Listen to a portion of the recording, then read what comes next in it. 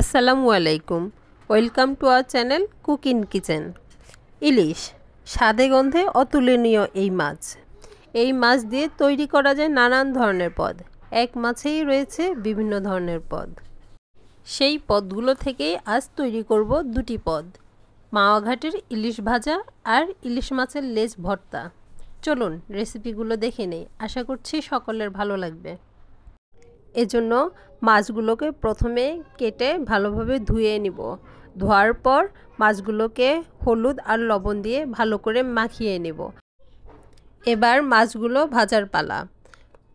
প্রথমে কড়াইতে পর্যাপ্ত পরিমাণ তেল দিয়ে মাছগুলোকে ভালোভাবে ভেজে নিব। যখন এক পাশ ভালোভাবে ভাজা হবে তখন মাছগুলোকে উল্টিয়ে দেব। যার যার পছন্দ মতো মাছগুলো ভেজে নিতে হবে, তবে কাঁচা বা পোড়া দেওয়া যাবে না, এতে মাছের পরিপূর্ণ স্বাদ পাওয়া যাবে না। আপনার পছন্দ মতো মাছ ভাজা হয়ে গেলে মাছগুলো আলাদা একটি সার্ভিং ডিশে উঠিয়ে নেবেন।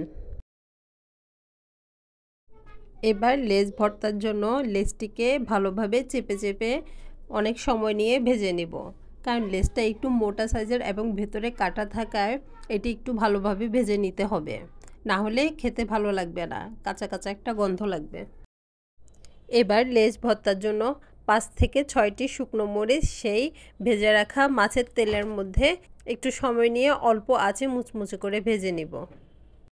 মরিচগুলোকে বেশি কালো করে ফেলবো না, এক্ষেত্রে মরিচের ঘ্রাণটা পাওয়া যায় না। একটু লালচে করে ভেজে নিলেই মরিচটা খেতে ভালো লাগে।